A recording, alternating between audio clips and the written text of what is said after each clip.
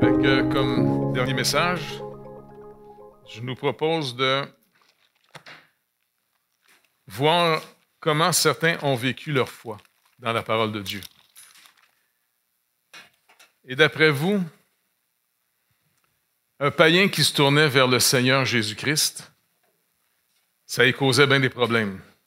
Parce qu'oubliez pas, à l'époque, contrairement à notre période aujourd'hui, à l'époque, toute la planète était hyper religieuse. Quand tu allais travailler, par exemple, si tu étais forgeron, il fallait offrir un parfum sur le petit autel pour le Dieu parce que chaque entreprise vénérait un Dieu. Et puis quand il devenait chrétien, il devait abandonner cet acte d'idolâtrie pour simplement marcher avec Jésus-Christ. Et puis il ne faut pas oublier que pour les gens de l'époque, les chrétiens étaient accusés d'athéisme. Parce qu'ils abandonnaient d'abord toutes les idoles. Et deuxièmement, ils vivaient avec celui qui avait tout accompli et il n'y avait pas de choses visibles.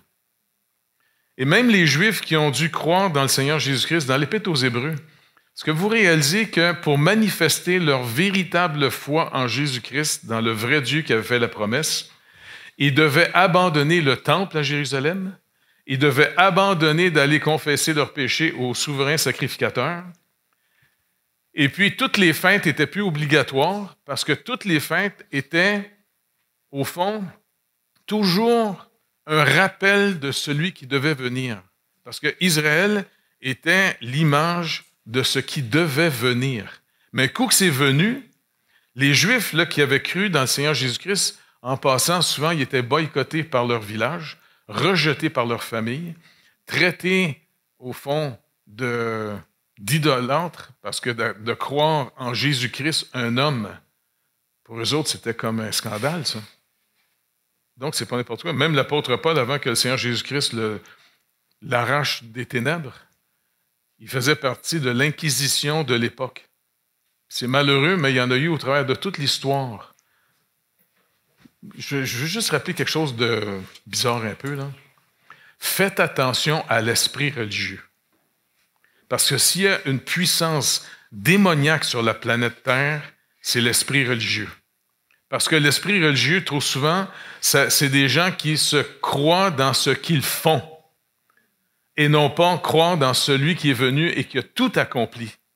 Et de marcher avec celui qui a tout accompli, et puis on est devenu juste de sa justice, on n'est pas devenu juste de notre propre justice. Et c'est comme ça que le Seigneur brise le vrai péché en nous. Parce il casse en nous d'être des adorateurs de la créature, de nous-mêmes. Et ça, c'est vraiment fondamental. Mais ce n'est pas une leçon trop facile. C'est pour ça que l'Épître aux Hébreux est vraiment une épître très riche de montrer. Parce que, je ne sais pas moi, est-ce qu'ici, il y en a qui ont été élevés dans le catholicisme? Quasiment toute la gang, hein? Puis moi, je me rappelle, quand j'étais petit, à l'école, on apprenait finalement... Il y avait au moins un petit peu un minimum de l'Évangile quand même, parce qu'on nous parlait de Jésus-Christ. Fait que le Seigneur peut s'en servir pareil en passant. Mais le problème, c'est qu'il y avait tous des ajouts qui n'étaient pas bibliques. Puis je me rappelle la première fois qu'on a été à l'église, parce que la maîtresse, elle nous disait, écoutez, je vais vous apprendre à marcher avec Dieu. Puis elle nous donnait toute une feuille. Puis à toutes les fois que vous allez faire une bonne action, vous pouvez colorer une petite pierre. Puis c'est un petit chemin, une petite pierre qui allait jusqu'à une maison. Et ceux qui vont être capables de se rendre jusqu'au bout, ils vont avoir un petit cadeau. Puis j'avais de la misère à remplir des petites pierres. Tu sais. Et puis je me rappelle, après ça, elle a dit, écoutez, on va vous apprendre finalement, les premiers vendredis du mois, on allait à l'église, et puis le curé nous pardonnait nos péchés. Vous rappelez-vous de ça? Hein? C'était spécial, hein? On était là, on s'assoyait, puis le curé, je me rappelle, il nous avait expliqué, moi j'ai reçu, parce que je suis curé, j'ai reçu le pouvoir de pardonner vos péchés. C'est comme si j'ai une grosse efface, puis j'efface les péchés sur votre cœur. Puis moi, l'image que ça faisait dans ma tête, c'est quand j'effaçais mes choses, ça déchirait de la pêche d'un fois, tu sais. Je ne voudrais pas qu'il déchire mon cœur, tu sais. Et puis, après ça, il allait dire mes péchés, puis moi, tu sais, et puis, tu sais, je racontais des péchés, puis pas toutes, parce que je ne savais pas quoi, tu sais, tu ne me rappelles pas toutes, ça finit plus, là, tu sais, il y en a pas mal, hein, dans un mois, des péchés. Et puis, à la fin, puis je disais, et j'ai aussi menti. Fait que ça couvrait tout le reste des autres péchés, tu vois.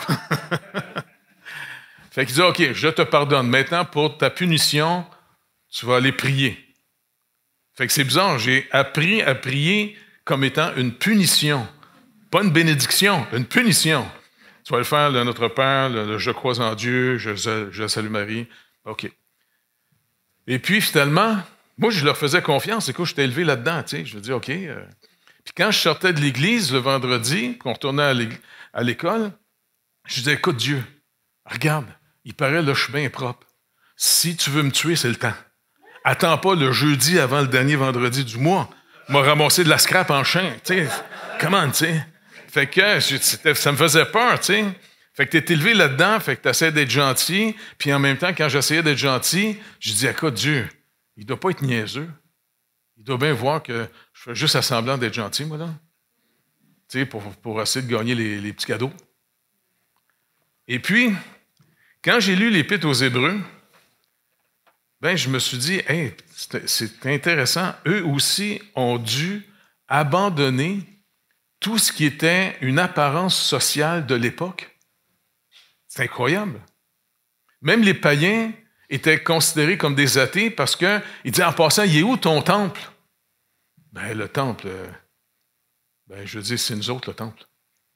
Comment, t'es un temple? Tu sais, il devait être... Oui, il paraît qu'il a fait de nous autres des pierres vivantes. Et puis, le Saint-Esprit reste en nous. On est un temple. Il devait les prendre pour des fous. Parce qu'à l'époque, l'esprit religieux, tu sais, il y avait des bâtiments sacrés. Faites attention parce que malheureusement, il y a des fois certaines églises qui, pour eux, c'est un lieu sacré. Il n'y a pas de lieu sacré. Toute la planète appartient au Seigneur, tout l'univers y appartient.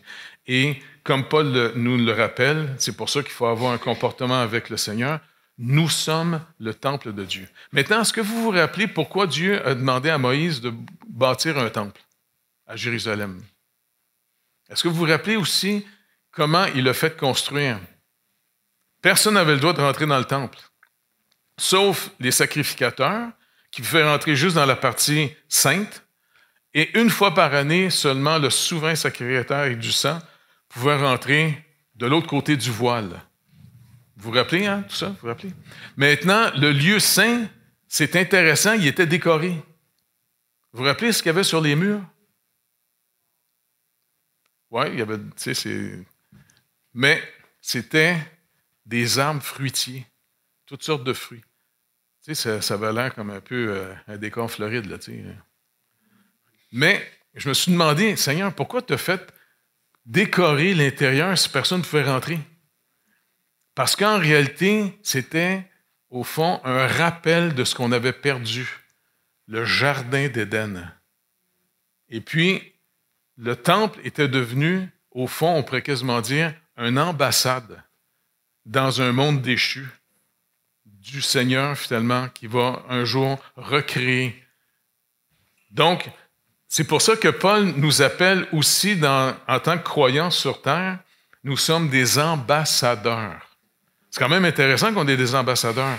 Donc, ça veut dire qu'on est des ambassadeurs de la nouvelle création et on est donc, il faut le considérer, dans un pays étranger. C'est pour ça que, pour mieux comprendre comment on doit vivre avec le Seigneur aujourd'hui, on vit avec lui, lui vit en nous et nous sommes en lui par son œuvre. Eh bien, nous marchons dans le désert avec lui, dans un monde qui est en rébellion contre lui. Et puis, il va nous apprendre aussi comment faire le vrai combat. Comme il a appris à Israël aussi comment... Parce que quand il a dû juger les gens à Canaan, rappelez-vous, il avait dit à Abraham, écoute, leur péché n'est pas rendu à leur comble, mais quand il va être rendu à leur comble, je vais les juger, c'est 400 ans plus tard. Maintenant, le problème finalement des gens dans Canaan, c'est qu'ils ont développé un mode de vie découlant de l'adoration des idoles. Et puis, ça a fait des peuples très violents en passant. Vous vous rappelez, même dans la parole, il est rappelé qu'on pouvait tuer des enfants pour sanctifier notre maison. On pouvait même prendre un petit bébé, le mettre dans un mur, le vivant, fermer le mur, puis le laisser mourir dans le mur pour que ce soit un sacrifice humain pour la bénédiction descende. La prostitution était aussi une autre manière de faire le culte avec Baal et Astarté, afin que la récolte... Écoute, c'était vraiment dégénéré. Et puis, finalement, quand Israël est rentré dans le pays, ils sont rentrés au nom du Seigneur pour exercer le jugement du Seigneur sur Canaan.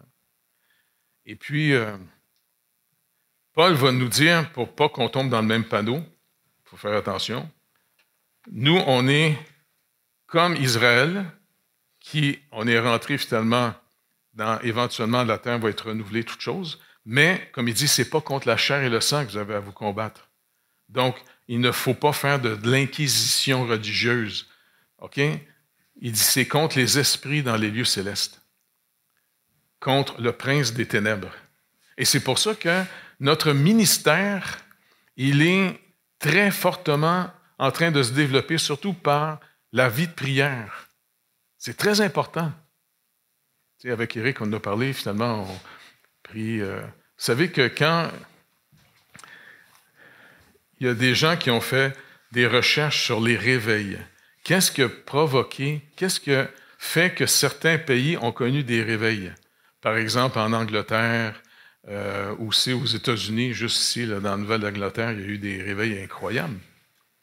Et puis, un très bon livre, entre autres, c'est Martin Lloyd-Jones, qui a écrit sur les réveils. Et puis, il rappelle qu'avant les réveils, c'était l'anarchie, la population était complètement désorganisée. Et puis, ça prend juste quelques-uns qui ont connu le Seigneur, qui se sont mis à intercéder, à prier le Seigneur pour qu'il visite sa lumière. Et puis, c'est comme ça que Jonathan Edwards, après ça, il a écrit toutes sortes d'ouvrages pour vraiment comprendre le réveil qu'il y a eu. Un réveil tellement fort que ça a carrément influencé la culture américaine plus tard, que malheureusement les Américains sont en train de perdre aujourd'hui. Fait qu'avec Éric, on dit au Seigneur, c'est le fun. Nous autres, on ne se rappelle pas dans des trop gros réveils au Québec, hein? Fait que dire, Seigneur, ça te tenterait-tu de passer à la frontière et de faire un toast? On est vraiment dû pour un vrai réveil. Pas juste des églises qui grossissent seulement. Un réveil qui fait que les gens se réveillent devant Dieu, comme tu nous as fait encore chanter un matin. Donc, c'est vraiment notre vrai travail, parce que même Paul demandait une chose à son... il demandait quelque chose pour lui continuellement. Priez pour moi, afin que quand j'ouvre la bouche pour annoncer l'Évangile ou le mystère de Christ, je puisse le faire avec hardiesse. Priez pour moi, même quand il est en prison. Priez pour moi qu'une porte s'ouvre, pas pour la porte de la prison qui s'ouvre, qu'une porte s'ouvre pour que même en prison, je puisse annoncer l'Évangile. Le gars, il était, peu importe dans les situations, il était toujours en mission. Et ça, c'est notre vie en réalité. Mais il faut être réveillé pour ça. Il ne faut pas qu'on pense que le Seigneur Jésus, on l'a mis dans une petite bouteille, puis c'est le génie qui va nous donner nous faire une bonne vie, le fun. C'est celui qui est notre grand frère. Fait que dans l'Épître aux Hébreux, l'auteur, finalement, rappelle aux Juifs qui ont cru que Jésus est au-dessus de Moïse. Et pour eux autres, c'est comme, attends, Moïse, c'est quand? Non, il est au-dessus de Moïse. Il est au-dessus même des anges. C'est quand même intéressant de savoir qu'il nous rappelle que les anges sont là, on s'en rend peut-être pas compte, mais ils sont avec nous. Et puis, c'est nos gardes du corps. Marchant dans un monde de ténèbres. Sous-estimez jamais votre ennemi. OK? N'oubliez pas, parce que le malin, il veut se faire complètement oublier. Et puis, il nous rappelle aussi que par son sacrifice, ceux qui ont cru en lui, le Seigneur Jésus-Christ s'est fait chair comme nous. Et une des raisons, c'est sûr, c'est pour venir payer notre dette. Il faut qu'il meure en humain. Parce que c'est en humain que le péché s'est fait d'avoir brisé l'alliance avec Dieu dans le jardin. eh bien, c'est humainement que la dette doit être payée. Alors, c'est pour ça que la deuxième personne de la Trinité, le Père, nous a donné son Fils, qui s'est fait chair comme nous, et il a vécu, il a laissé sa gloire auprès du Père, et il a vécu sa vie comme nous, humains, avec toutes les limites qu'il nous a mis. Comme il l'a dit, le Fils ne fait rien par lui-même, mais tout ce qu'il voit du Père, il le fait. Même s'il était Dieu, il n'est pas venu en tant que Dieu déguisé en être humain. Il est venu en véritable être humain. Et il a été testé par le malin en véritable être humain. Dieu n'a jamais faim et jamais soif, mais Jésus, quand il était dans le désert puis il était amené par le Saint-Esprit pour vivre un jeûne, le malin attend que Jésus soit tellement affaibli de faim que là, il vient pour le tester. Ben, si tu es vraiment fils de Dieu, si tu penses que Dieu t'aime, transforme les pierres en pain. Puis le Seigneur dit non, pour vivre, l'homme n'a pas besoin de pain seulement, comme il est écrit. Et c'est quand même intéressant de savoir que la parole de Dieu citait la parole de Dieu écrite. Pas le fun, ça? C'est un exemple pour nous autres. Si on veut même prier, est-ce que c'est une prière qu'on invente ou les psaumes sont d'une richesse incroyable pour nourrir notre vie de prière? C'est pour ça qu'avec Sylvain et avec son frère, qui est musicien aussi, on va commencer bientôt les jours de la semaine, ceux qui veulent venir à l'église le matin. Eh bien, on a retrouvé le psautier là, que Calvin a fait traduire en français, et puis on va les chanter. On va apprendre les psaumes en les chantant le matin.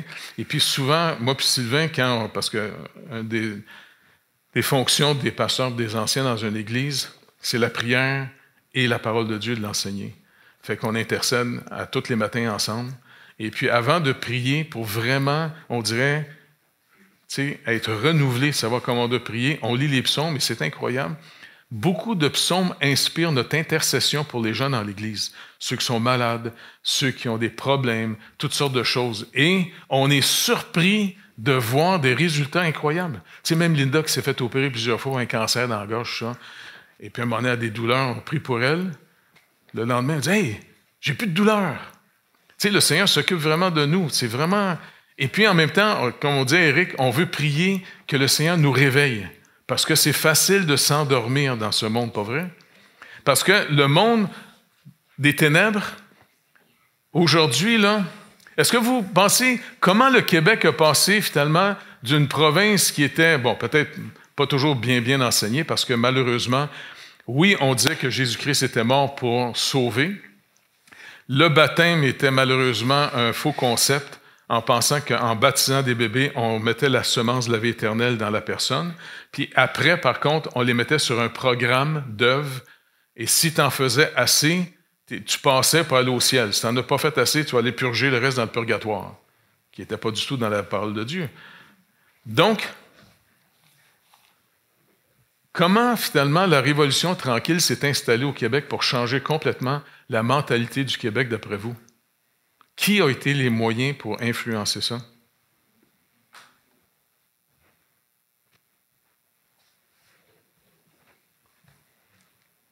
Vous ne savez pas?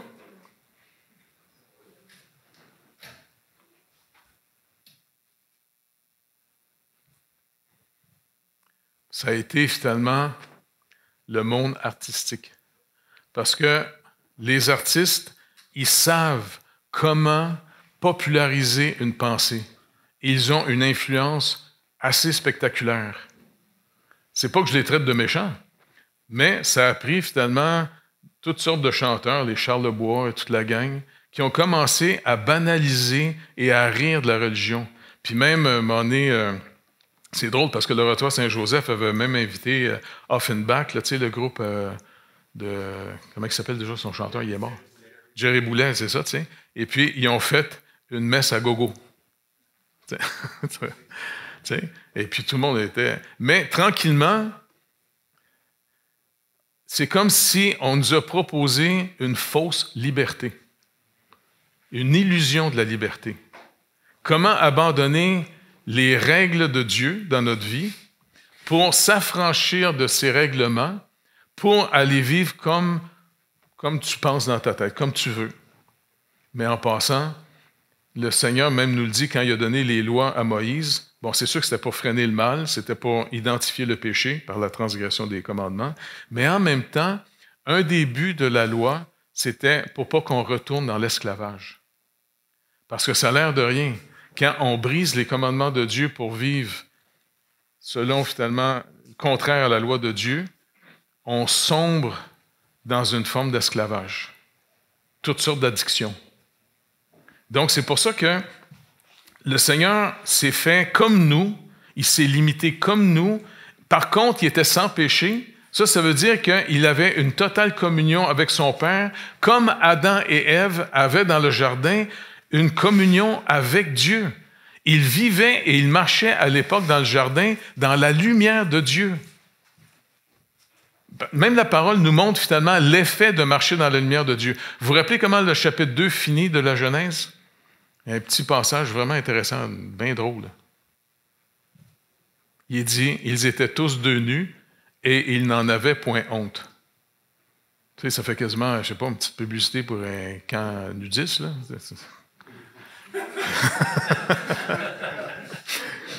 Donc, ils étaient tous les deux nus et ils n'en avaient point honte. Mais quand le malin est venu les séduire, eh bien, finalement, il les a provoqués à briser le fameux commandement. Il y en avait juste un commandement. De millions d'arbres fruitiers dans le jardin, il y en avait juste un que tu ne devais pas manger. Rien qu'un. Tu sais, quand tu as des millions d'arbres, là, je dis, écoute... Mais le malin dit non, c'est parce que Dieu, il ne veut pas que vous mangiez cet arbre de la connaissance du bien et du mal, parce qu'il sait que la journée que vous allez en manger, vous allez devenir comme lui, comme Dieu.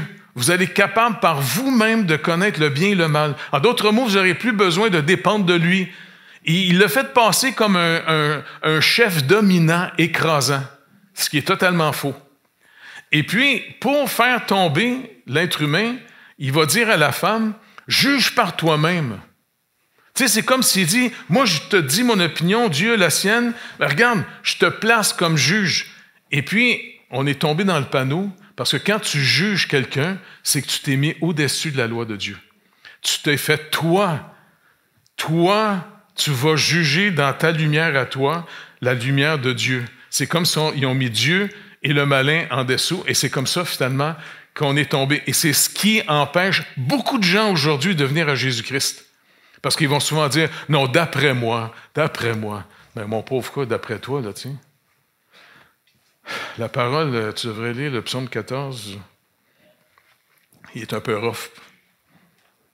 Parce que ceux qui croient que Dieu n'existe pas sont des insensés.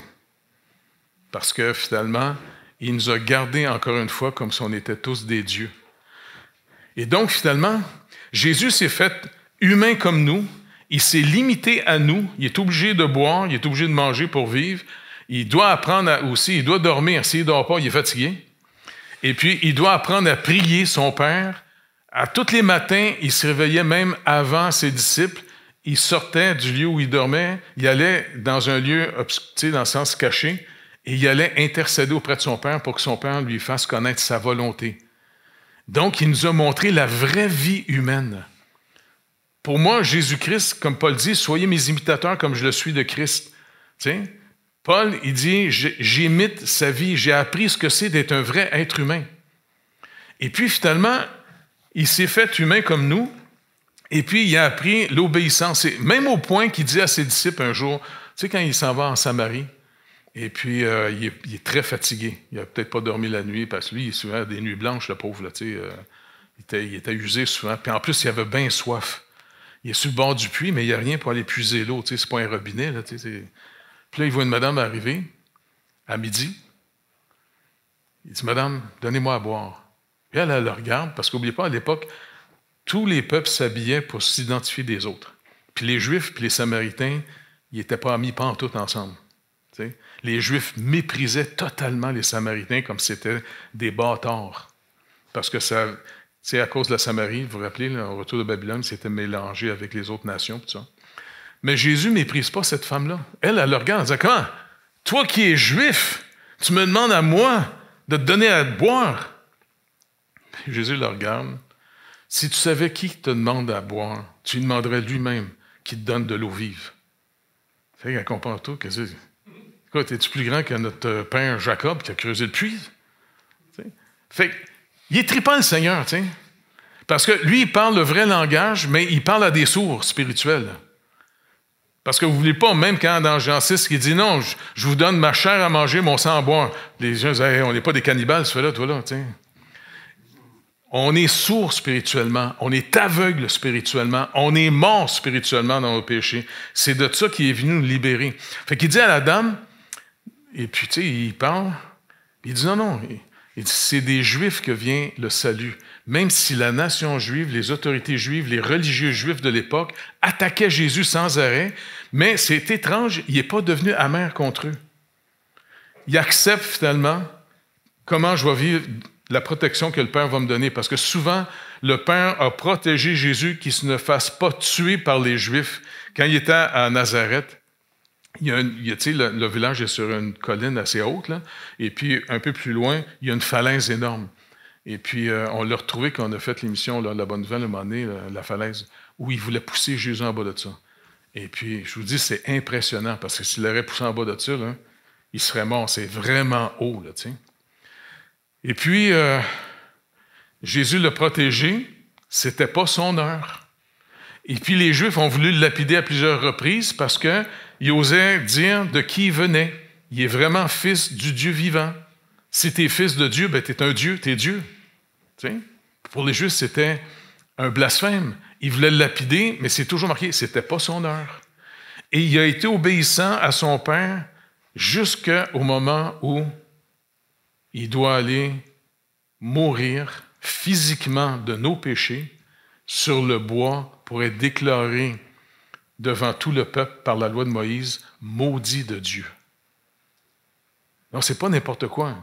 Que Jésus-Christ a reçu la colère de la justice de Dieu qui normalement nous était tous destinés, mais qu'il l'a pris sur lui au point que lui-même, quand il est juste avant de mourir, il a crié un cri tellement intense que le centenier remis à côté, là, qui l'avait crucifié, il a été terrorisé en disant « Hey, c'est vraiment un fils de Dieu. » En voulant dire « C'est pas normal comment il meurt. » Puis le cri qu'il a fait là. Donc, après ça, l'Épître aux Hébreux, l'auteur nous dit « Si vraiment vous mettez votre confiance en Jésus-Christ, soyez prêts à être rejetés par vos familles, rejetés par tout le monde, parce qu'ils ne comprendront pas s'ils ne viennent pas en Christ que tout accompli, ils s'attachent encore à l'image. Le temple, pour eux autres, il est plus sacré que Jésus-Christ lui-même. Et puis, finalement, ce qui est vraiment fascinant, c'est qu'il nous est dit ici,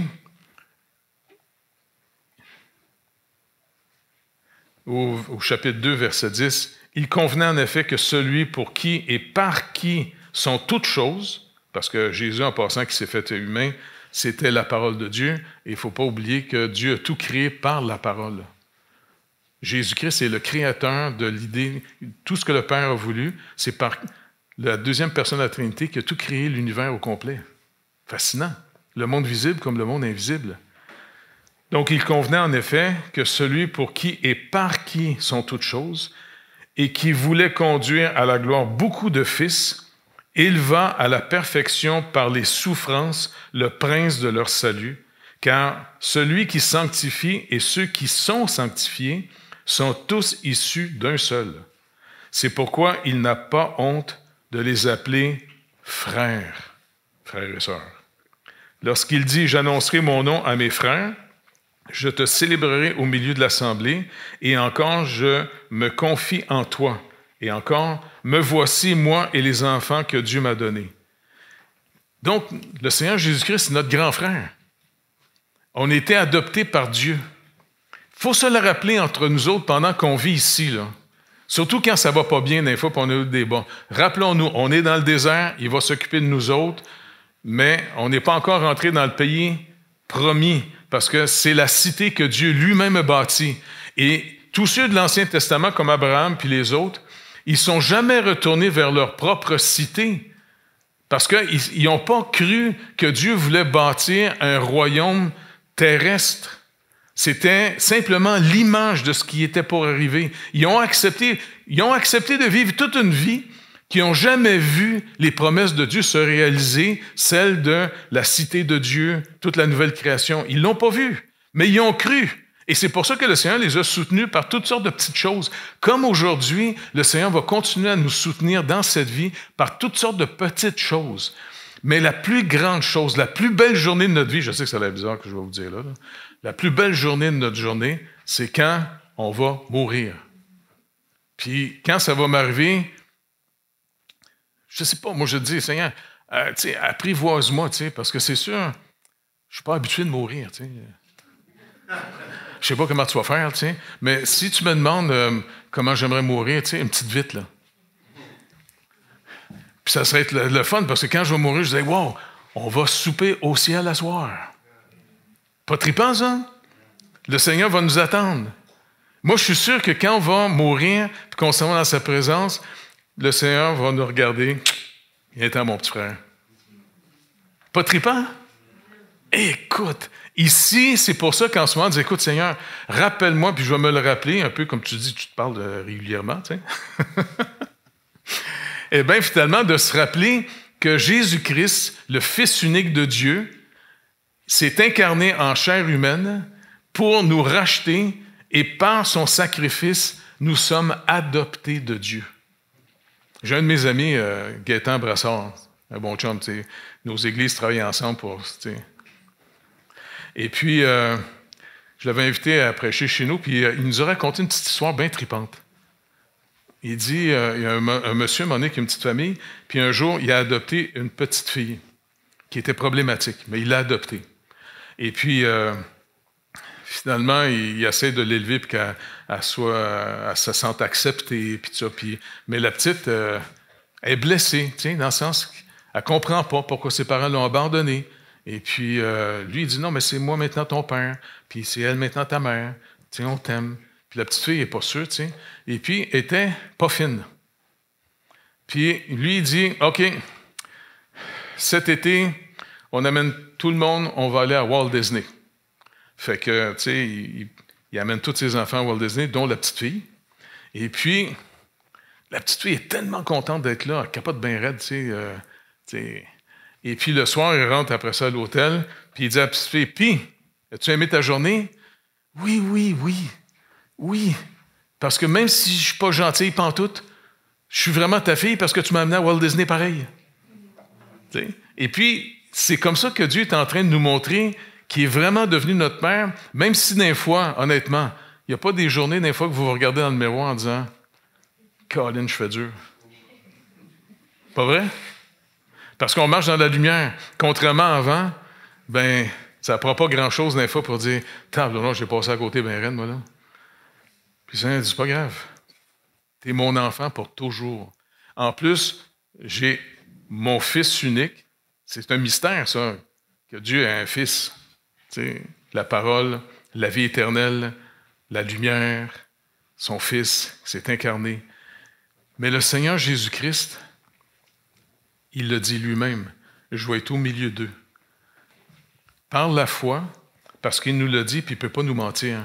Pendant qu'on est réunis ensemble, là, le Seigneur est avec nous autres ici en ce moment. Et c'est ça qui est vraiment trippant de l'Église locale. C'est pour ça qu'on a parlé avec quelques amis, là, le danger du virtuel en ce moment, c'est que les gens écoutent leur culte par Internet. Bien, c'est sûr, on entend le message, mais il y a plus que juste le message. La communion fraternelle, c'est qu'il nous rassemble ensemble. Et puis, savez-vous quoi? Il n'y a pas juste le prédicateur qui prépare le message. Tous ceux qui viennent à l'Église, si vous venez par la foi avec des questions et des demandes au Seigneur, vous préparez aussi le message qui va se donner. C'est ça qui est fascinant. Moi, souvent, quand j'arrive à l'Église, ben, je demande au Seigneur, écoute, souvent, on est 4-5 anciens à l'Église, qu'on travaille ensemble. Fait que je dis, les gars, on va prendre un livre, puis on va y aller systématiquement. On va passer tous les livres de la Bible pour être sûr que tout le monde ait au moins une connaissance biblique. T'sais? Et puis, quand on travaille un texte, je dis, écoute, Seigneur, comment je peux parler? Parce que je ne veux pas juste donner de l'information biblique, là. Tu peux-tu nous parler? Parce que quand tu nous parles, quand tu réponds aux gens, montre-nous que tu es vraiment là, parce que ça, c'est notre force. que toi, tu es avec nous et non pas qu'on est un petit groupe meilleur que tous les autres. C'est toi qui es au milieu de nous, qui est notre justice. On n'est pas des justes par nous-mêmes, on est des pardonnés et des justifiés. Et puis, c'est fascinant parce que, écoutez, tu sais, j'arrive, puis souvent, je ne le dis pas, mais on arrive toujours à peu près toute la gang 1 heure avant, là, puis on a un petit café en arrière. Hein, fait qu'on invite les gens pour une communion fraternelle avant. Et puis quand j'arrive là, je me sais que les gens, on jase un peu, et j'attends pour voir si des gens vont me poser des questions, en disant, hey, écoute, justement, avant d'arriver à l'église, j'ai demandé au Seigneur telle chose. Écoute, c'est exactement le sujet qu'il va travailler. Pour moi, ça confirme, ça va être le message. Puis même une fois ou deux, je me rappelle, j'arrive, j'avais travaillé, puis bon, on dirait que, je ne sais pas, je ne voulais pas juste de l'information, je n'avais pas l'impression que le Seigneur m'avait donné un message. Fait que j'arrive à l'église, je dis, écoute, Seigneur, à moi, tu me confirmes quelque chose. Et puis, j'ai rien à dire. J'ai rien qui m'allume pour parler aux gens là, sur ta parole. Pour moi, il faut que je sois allumé pour allumer, tu comprends? Un éteint, ça n'allume pas grand-chose. Tu sais. Donc, je me rappelle, je rentre à l'église, puis j'avais un autre de mes chums, là, qui est pasteur. Puis à un moment donné, il disait, écoute, Jeff, je ne veux pas m'imposer, là, mais j'ai vraiment quelque chose. On dirait que le Seigneur m'a donné un message un matin. Hey, ça tombe bien parce que le Seigneur ne m'en a pas donné, fait qu'il te l'a donné. Vas-y, mon chum. Mais c'est sûr que quand je l'écoute, j'écoute pas juste le gars qui prêche. Je me dis, Seigneur, montre-moi finalement qu'est-ce que tu veux nous dire. Parce que tu nous aimes pour vrai et tu t'occupes toi-même de ton Église. Donc, c'est pour ça qu'il faut retrouver cette dynamique incroyable de l'Église locale. Et je sais que pour bien des gens, parce qu'on n'a pas un temple si officiel, on n'a pas, toutes les... Christ est au milieu de nous, il est tout en nous. Et c'est comme ça qu'après ça, il dit, n'oubliez pas, l'ambassade, je l'ai fermée, et j'ai dit moi-même à mes disciples, je bâtirai moi-même mon Église. C'est même pas nous autres qui bâtit l'Église, c'est le Seigneur Jésus-Christ qui bâtit l'Église. C'est lui qui nous sauve, qui nous rachète, qui nous rassemble. Et puis après ça, toujours rester conscient, se rappeler tout le monde ensemble, parce qu'on peut dévier.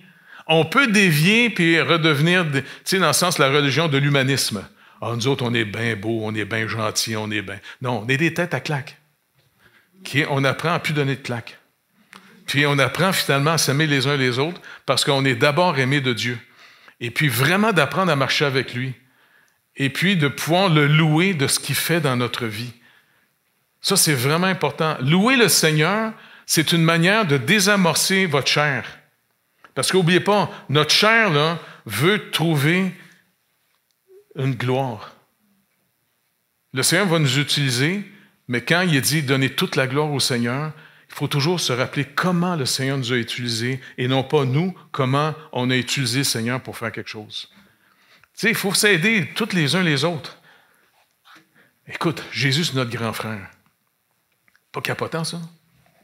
Jésus-Christ, la deuxième personne de la Trinité, s'est incarné et comme il dit à son Père dans Jean 17, « Redonne-moi la gloire que j'avais, tu sais, dans le sens, avant même la création du monde. » Il est éternel, lui.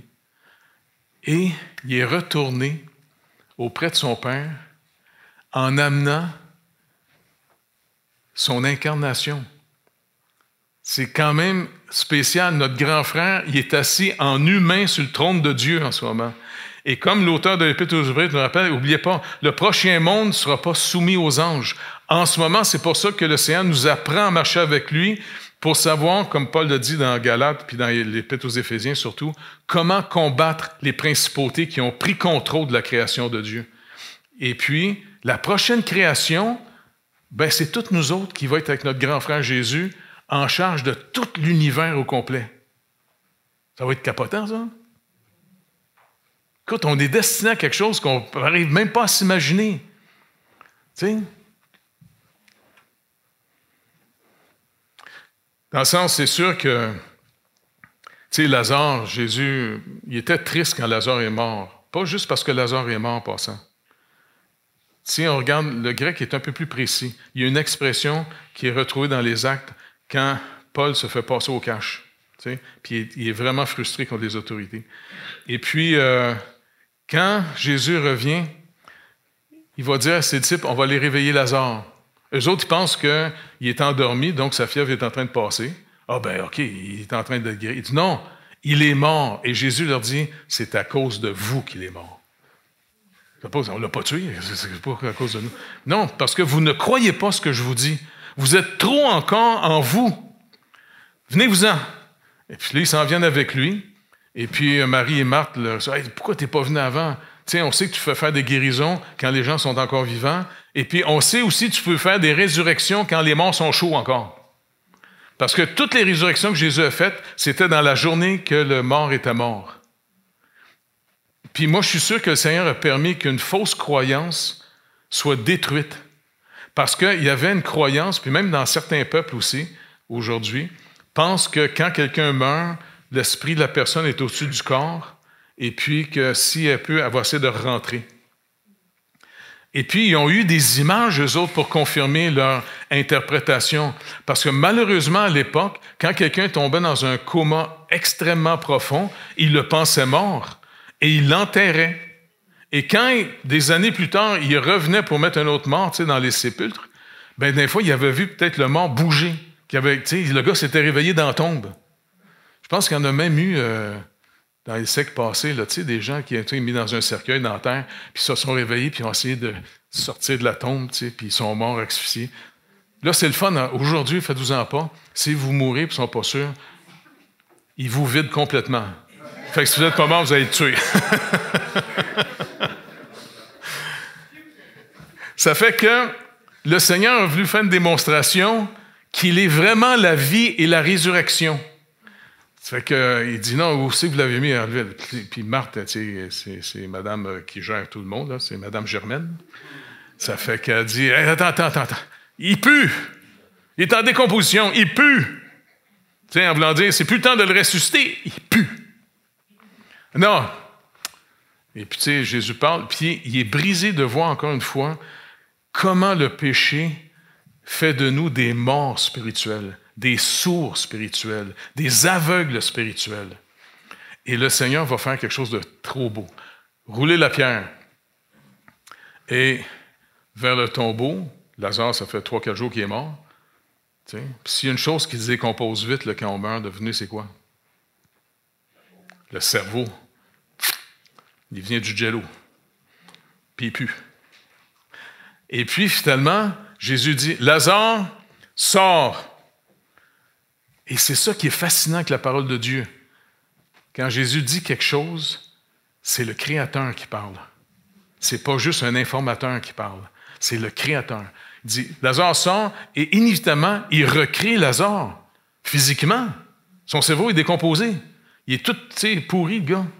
Et bing, il se réveille, il sort, il est tout habillé, il dit, OK, déliez-le, Je sais pas, quand il a parlé, Lazare, je sais pas s'il y avait une mauvaise haleine, par exemple. Et en plus, il y avait plein de gens qui étaient là parce qu'ils étaient venus aux funérailles de Lazare. Puis vu que c'était une famille riche, une famille importante, ils étaient juste eux autres au bord de Jérusalem. Tu sais, à Jérusalem, quand vous allez où est-ce qu'il y a le temple, il y a une petite vallée qui descend, qui appelle ça la cité de David. Puis de l'autre côté, il y a le jardin des Oliviers, où Jésus allait régulièrement. Et juste de l'autre côté de la colline, il y a Béthanie qui est là. Et puis, tous les notables, beaucoup de gens étaient là. Et quand ils ont vu Lazare ressusciter, ils ont été rapporter ça aux autorités. Et puis, plutôt que de... C'est là qu'on voit à quel point sous-estimez pas notre ennemi dans les ténèbres. Intercédons. Si on fait de l'évangélisation, là, allez pas simplement essayer de convaincre les gens. Il y a une puissance démoniaque beaucoup plus forte que ça qui fait qu'ils sont spirituellement sourds, ils sont aveugles, ils sont morts dans leur transgression. Mais par contre, en intercédant le Seigneur, en disant, écoute, Seigneur, quand on va l'évangéliser, toi seul peux parler et appeler les morts à la vie, comme Lazare. Ça, c'est l'évangélisation la plus tripante. Parce que moi, j'ai peur de faire des grosses églises là, où est-ce que tu as toutes sortes de monde là-dedans. Tu dis, attends, même à l'église chez nous, souvent, je dis, écoutez, je vais être bien sûr, est-ce que vous êtes tous nés de nouveau? Parce que moi, un jour, en tant que pasteur, selon l'Épître aux Romains, je devrais rendre compte de tous ceux que le Seigneur nous a confiés pour s'occuper de vous. Êtes-vous vraiment nés de nouveau? Pas juste religieux. Tu sais? Ben oui, ils disent, mais comment on fait pour savoir si on est de nouveau? Fait que justement, on va regarder toujours les Écritures. un des premiers symptômes de ce que tu es né de nouveau, t'aimes ton prochain. T'aimes les chrétiens. C'est tes frères et sœurs. T'aimes le Seigneur. Et tu commences à vivre par la foi. Et la foi, c'est pas de se faire à croire. La foi, c'est simplement, OK, je te fais confiance, j'obéis et je me renie. Je renie ce que je pensais contraire à toi, m'a faire ce que tu dis. Seigneur, si m'a faire ce que tu dis pour te rencontrer, c'est ça qui est trippant par la foi. Obéissez pour rencontrer le Seigneur, pas pour faire des œuvres pour être meilleur que les autres. Abandonnez les choses. Moi, j'ai abandonné, tu sais, j'avais une petite vie d'hiver. Et puis, quand je suis arrivé au Seigneur, eh bien, ça a été d'abandonner plein de choses par la foi. Et puis, c'est comme ça que le Seigneur nous rencontre parce qu'on y fait confiance.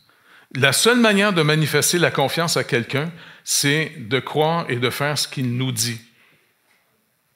Et puis, c'est comme ça, finalement, qu'il dit, écoutez, je suis votre grand frère et je serai toujours avec vous, je ne vous abandonnerai jamais. Et en plus, je vais vous montrer, parce que celui qui est en nous est plus grand que celui qui est dehors. Je vais vous montrer comment marcher dans ma victoire contre le prince des ténèbres. Mais faites attention, ne vivez jamais dans votre justice propre. Vous vivez dans ma justice et dans l'obéissance de mon commandement. Et mon commandement, je vous le dis, il est simple et clair. Il accomplit toute la loi. Aimez-vous les uns les autres comme moi je vous ai aimé. Il n'y a pas plus grand amour que de donner sa vie pour ceux qu'on aime. Et ça devient finalement le principe de vie dans lequel on vit. Et on n'a pas besoin de lieux sacrés, de bâtiments spéciaux. T'sais, peut-être un jour, le gouvernement va commencer à nous attaquer puis à nous mettre les taxes et les bâtiments. Fait que ça va être pas grave. Tant qu'on peut donner en ce moment puis qu'ils participent avec nous autres financièrement, prions pour eux, pour que ça dure. Mais je ne veux pas nommer des politiciens en ce moment parce que ça pourrait gâcher le message. Mais si un jour ils nous enlèvent les privilèges qu'on a aujourd'hui, on va continuer pareil. Et puis, c'est pas grave. Les champs, nos maisons, peu importe. L'Église primitive, là, pendant 1, 2, 3 siècles, ils n'ont pas eu de bâtiment à eux autres. C'était les plus riches qui avaient des plus grosses maisons qui rassemblaient l'Église chez eux. L'Église, c'est le peuple de Dieu, c'est pas le bâtiment. Fait que c'est vraiment trippant marcher avec le Seigneur, puis on s'en va dans quelque chose de super trippant. On s'en va de jour en jour plus proche au retour du Seigneur. Puis là, on peut continuer à prier pour nos gouvernements mondiaux parce qu'on ne sait pas ce que Poutine va faire bientôt. C'est drôle, il y a un nom qui nous rappelle qu'il ne faut pas trop en manger parce que ça fait du cholestérol puis ça peut te faire mourir. Fait que Poutine, là, il est frustré parce que c'est un petit complexé qui veut devenir quelqu'un, ça. Et puis, là, il a commencé à menacer la planète au complet en disant « Si vous continuez à soutenir les Ukrainiens, moi, je vais sortir mes missiles nucléaires. » Tu sais, un missile nucléaire, là, ça fait des effets pendant longtemps. On est avec un de mes amis, on a été aider une petite école biblique en Serbie, là, et puis eux autres, ils finissaient une guerre. Et puis, il n'y a pas juste des grosses bombes nucléaires maintenant. Il y a des petites bombes nucléaires. Et puis, en Serbie, là, où est-ce que nos amis travaillent là, on a des collèges bibliques pour les développer, tout ça. Beaucoup de gens meurent de cancer dans ce pays-là en ce moment. Parce que même la Terre, à cause de toutes les petites bombes qui ont été lancées, il y a de la radioactivité partout. Et les gens meurent de toutes sortes de cancers en ce moment. Et c'est pour ça que, finalement, d'annoncer l'Évangile là-bas, les gens disent, écoute, je ne peux pas peut-être te guérir, mais le seul qui peut te donner la vie éternelle, c'est Christ. Et beaucoup de gens sont en train de se tourner vers le Seigneur là-bas. Mais leur pays, leur terre est complètement souillée par une guerre sale. Ça peut être, on est peut-être préparé à ça, on ne sait pas, hein? Mais c'est pas grave. On s'en va souper au ciel. Pas le fun, ça? On remet ça au Seigneur. Fait que Seigneur, continue à nous apprivoiser parce que tu sais qu'on est peureux. Et puis, tu sais qu'on vit dans un monde qui fait tout pour essayer de salir ton nom, Seigneur Jésus. Seigneur Jésus, ton nom sert même à sacrer quand un gars cogne son marteau sur le doigt. Fait que Seigneur, s'il vous plaît, c'est toi qui nous as rachetés, c'est toi qui nous as appelés de la mort à la vie C'est pas nous autres qui étions capables de sortir de la mort. Lazare n'a pas été capable par lui-même de sortir de la mort. C'est que ta parole est plus que juste l'information. Ta parole crée. Alors, s'il vous plaît, continuez à nous parler. Saint-Esprit de Dieu, renouvelle en nous tout ce que la parole doit faire, puis apprends-nous à bien comprendre chaque alliance pour qu'on la distingue clairement, afin qu'on puisse vivre dans la joie de la dernière alliance qui est éternelle, la tienne, Seigneur Jésus-Christ, à la croix. Et comme Jean-Baptiste a averti tout le monde, voici, au fond, le véritable agneau de Dieu qui enlève le péché du monde. Seigneur, merci de nous avoir rachetés, sauvés, et apprends-nous d'être des ambassadeurs aujourd'hui, de nous rendre capables de parler en ton nom.